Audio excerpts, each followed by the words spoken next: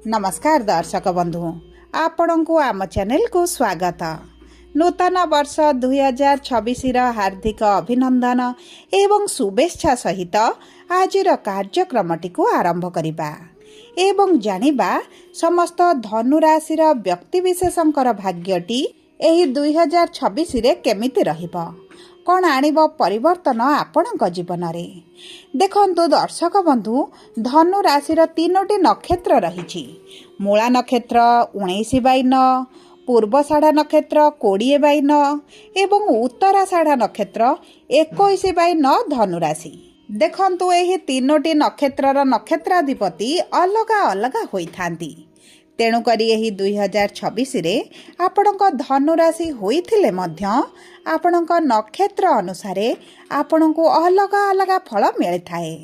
किछि धनुराशि रे शुभ फल प्राप्ति हेबो एवं किछि धनुराशि रे अशुभ फल मध्य प्राप्त हेबो। देखंतु मूला धनुराशि बा 19/9 धनुराशि जो व्यक्ति मानकर सेमानकर नक्षत्राधिपति हेउछन्ति केतु एवं जो मानकर पूर्वषाढ़ा धनुराशि बा 20/9 धनुराशि सेमानकर नक्षत्राधिपति शुक्र एवं जो व्यक्ति मानकर उत्तराषाढ़ा धनुराशि बा 21/9 धनुराशि सेमानकर नक्षत्राधिपति हेउचंती सूर्य। तेणुकरी तीनोटी नक्षत्र रे आपण अलग अलग प्रभाव एही 2026 रे देखिबे। समस्त धनुराशि व्यक्ति मानकु एका प्रकार फल प्राप्त हेब नाही। तेबे आसंतु जानिबा आपणकर 2026 रे नक्षत्र अनुଯାयी की प्रकार प्रभाव पड़िबा पई जाउछि। केउ समयटी आपणक पई शुभदायक रहिबो एवं केउ समयटी आपणक पई अशुभदायक रहिबो एवं ता सहित आपणकर राशि जहाँ भी हेउना काहींकी जदि आपणकर लग्नटी धनु होइथाए तेबे मध्य आपणक लग्न अनुसारे आपणक उपरे प्रभाव निश्चित भाव रे पड़िबो। देखंतु आपणक राशि रे जेते शुभ फल प्राप्ति हेबार थिले मध्य जदि आपणकर लग्न रे अशुभत्व रहिछि तेबे मध्य आपण अशुभ फल भोग करिवे। तेबे देखंतु जदि मोटामोटी भाव रे देखिबा तेबे 2025 रे आपणकर स्वास्थ्य रे जो समस्याटी रहिथिला, आपण जो आर्थिक समस्या दे गति करुथिले, मानसिक दुश्चिंता पड़िथिला, आपण ऋणग्रस्त होइथिले, ऋण आनी फेराइबा पई चाहुथिले मध्य फेरस्त करि पारु नथिले, आपणक परिवार रे खुशीर वातावरण रहि नहीं, आपणकर अजथा खर्च गुडाई बढ़ुची, विद्यार्थी माने शिक्षा क्षेत्र रे समस्या देखुछंती एवं किछि धनुराशि व्यक्ति मानकर चाकरी चली जाइछि, कर्म चली जाइछि एवं वर्तमान समय रे किछि व्यक्ति माने कर्म क्षेत्र रे समस्या देखुछंती, कर्म क्षेत्र रे अस्थिरता देखुछंती, ता सहित समाज रे मान सम्मान र हानि घटुछि एवं देखंतु बहुत गुड़िए धनुराशि व्यक्ति माने संतान संतति को नहीं बहुत अधिक चिंतित रे रहुथिले। देखंतु 2025 रे जेउ भली भाव रे परिस्थिति आपणकर थिला 2026 रे सेथिरे परिवर्तन आसीबो ना सेमिति रहिबो, एही वीडियो रे विस्तृत भाव रे आलोचना करिबा। किंतु आपण आपणकर व्यस्त बहुल समय मध्यरु मात्र 10 मिनिट समय आपण निज पाई दियंतु एवं जानंतु आपणकर राशि लग्न नक्षत्र अनुଯାयी 2026 रे कोन घटिबा पाई जाउछि। किंतु वीडियोटी आरंभ करिबा पूर्वरु जदि आपणकर भी धनुराशि होई थाए एवं आपण भी ईश्वर को आंतरिक भक्ति एवं विश्वास करंती तेबे वीडियोटी को लाइक करंतु। कमेंट बॉक्स रे जय जगन्नाथ जय मां लक्ष्मी अवश्य लिखि दियंतु। ता सहित आम सह जोगाजोग करिबा पई वीडियोर मध्य भाग रे एक व्हाट्सएप नंबर टिए दिया जाइछि।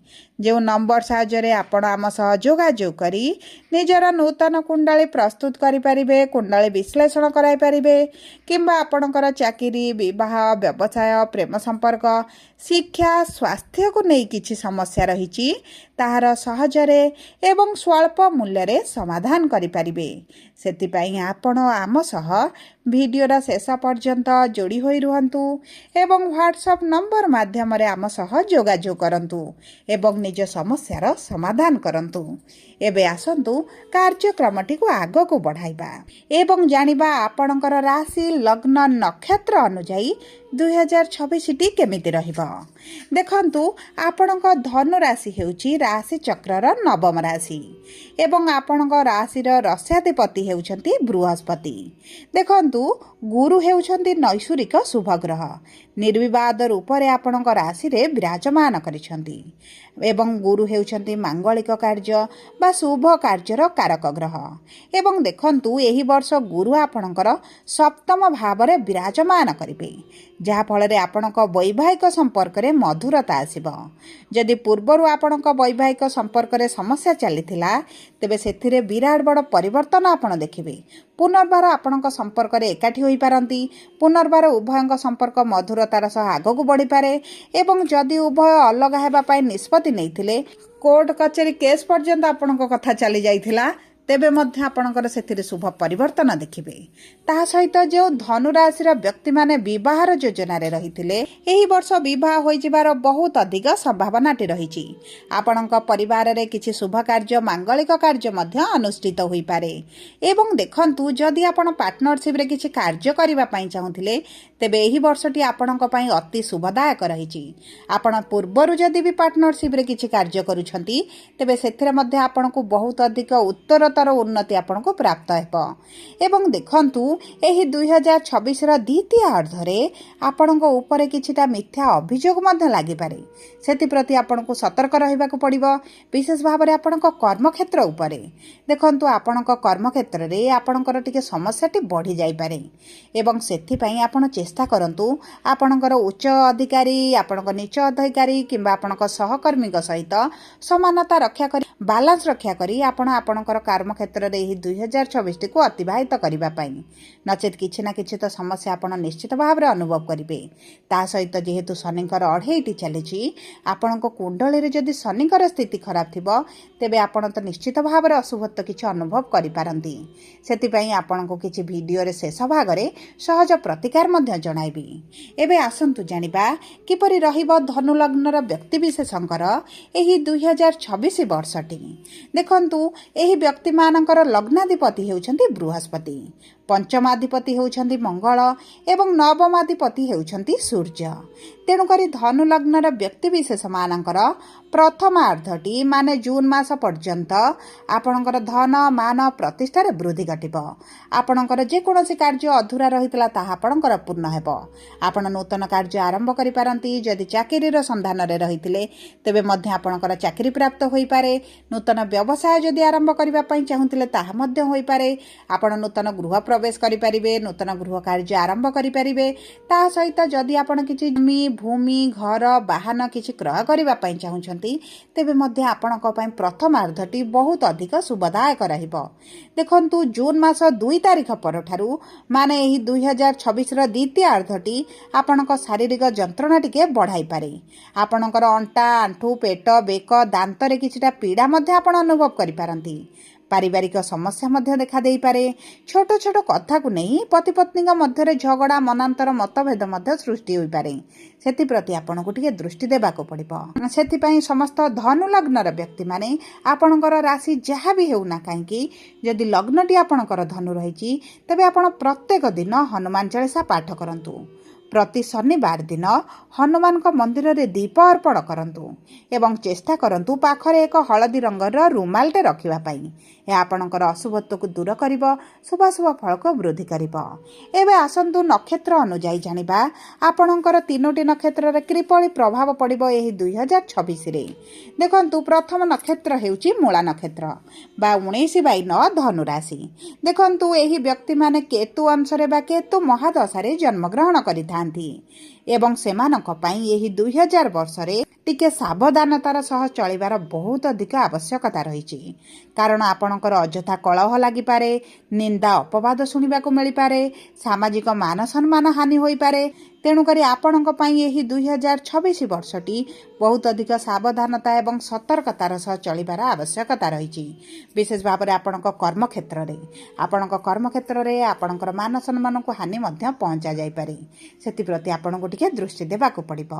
ଆପଣଙ୍କର ଶାରୀରିକ ସ୍ୱାସ୍ଥ୍ୟ ସମ୍ପୂର୍ଣ୍ଣ ଭାବରେ ସଠିକ୍ ରହିବ, କିନ୍ତୁ ମାନସିକ ଅସ୍ଥିରତା ଆପଣ ଟିକେ ଅନୁଭବ କରିପାରନ୍ତି। ଏବେ ଆସନ୍ତୁ ଜାଣିବା ପୂର୍ବଷାଢ଼ ନକ୍ଷତ୍ର ବା 20/9 ଧନୁରାଶିର ବ୍ୟକ୍ତିବିଶେଷଙ୍କର 2026 ବର୍ଷଟି କେମିତି ରହିବ। ଦେଖନ୍ତୁ, ଏହି ବ୍ୟକ୍ତିମାନେ ଶୁକ୍ର ଅଂଶରେ ବା ଶୁକ୍ର ମହାଦଶାରେ ଜନ୍ମଗ୍ରହଣ କରିଛନ୍ତି ଏବଂ ଏହି ବ୍ୟକ୍ତିମାନଙ୍କର 2026 ବର୍ଷଟି ବହୁତ ଅଧିକ ଶୁଭଦାୟକ ରହିବ। ଶୁଭ ଫଳ ପ୍ରାପ୍ତି କରିବେ। ଆପଣଙ୍କର ଯଦି ପ୍ରେମ ସମ୍ପର୍କରେ ଅଛନ୍ତି ତେବେ ମଧ୍ୟ ସଫଳତା ପ୍ରାପ୍ତି କରିବେ। ପ୍ରେମ ସମ୍ପର୍କ ବିବାହରେ ପରିଣତ ହୋଇପାରେ କିମ୍ବା ଆପଣଙ୍କର ଯଦି ବିବାହର ଯୋଜନାରେ ଅଛନ୍ତି ବିବାହ ମଧ୍ୟ କରିପାରନ୍ତି। କିଛି ନୂତନ କାର୍ଯ୍ୟ ଆରମ୍ଭ କରିପାରନ୍ତି ଏବଂ ଆପଣଙ୍କର ଆଧ୍ୟାତ୍ମିକ ଦିଗ ପ୍ରତି ଆପଣଙ୍କର ରୁଚି ମଧ୍ୟ ବଢ଼ିପାରେ। କିଛି ଆଧ୍ୟାତ୍ମିକ ସଂସ୍ଥା ସହିତ ଆପଣ ଜଡ଼ିତ ମଧ୍ୟ ହୋଇପାରନ୍ତି। ତା ସହିତ ଯଦି ଆପଣଙ୍କ କର୍ମର ସନ୍ଧାନରେ ରହିଛନ୍ତି, ସରକାରୀ ଚାକିରିର ସନ୍ଧାନରେ ରହିଛନ୍ତି, ପରୀକ୍ଷା ଦେଉଛନ୍ତି, ଇଣ୍ଟରଭ୍ୟୁ ଦେଉଛନ୍ତି, ସେଥିରେ ମଧ୍ୟ ଆପଣ ଶୁଭ ଫଳ ପ୍ରାପ୍ତି କରିବେ ଏବଂ ଆପଣଙ୍କର ଆର୍ଥିକ କ୍ଷେତ୍ରରେ ମଧ୍ୟ ବିରାଟ ବଡ଼ ପରିବର୍ତ୍ତନ ଦେଖିବେ। ଆପଣ ଯେଉଁ ଏବେ ସମସ୍ୟା ଦେଇ ଗତି କରୁଛନ୍ତି ସେଥିରେ ବଡ଼ ପରିବର୍ତ୍ତନ ଆସିବ। ଏବେ ଆସନ୍ତୁ ଦେଖିବା ଉତ୍ତରାଷାଢ଼ ନକ୍ଷତ୍ର ବା 21/9 ଧନୁ ରାଶିର ବ୍ୟକ୍ତିବିଶେଷଙ୍କର ଏହି 2026 ବର୍ଷଟି କେମିତି ରହିବ।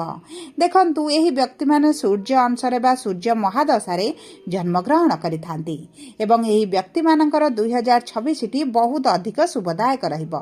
କିନ୍ତୁ ଆପଣଙ୍କର ଜୁନ୍ ମାସ ପର୍ଯ୍ୟନ୍ତ ମାନେ ବର୍ଷର ପ୍ରଥମାର୍ଦ୍ଧଟି ଆପଣଙ୍କୁ ଶୁଭ ଫଳ ପ୍ରଦାନ କରିବ ଏବଂ ଦ୍ୱିତୀୟାର୍ଦ୍ଧଟି ଆପଣଙ୍କ ପାଇଁ ଏତେଟା ଶୁଭଦାୟକ ରହିବ ନାହିଁ।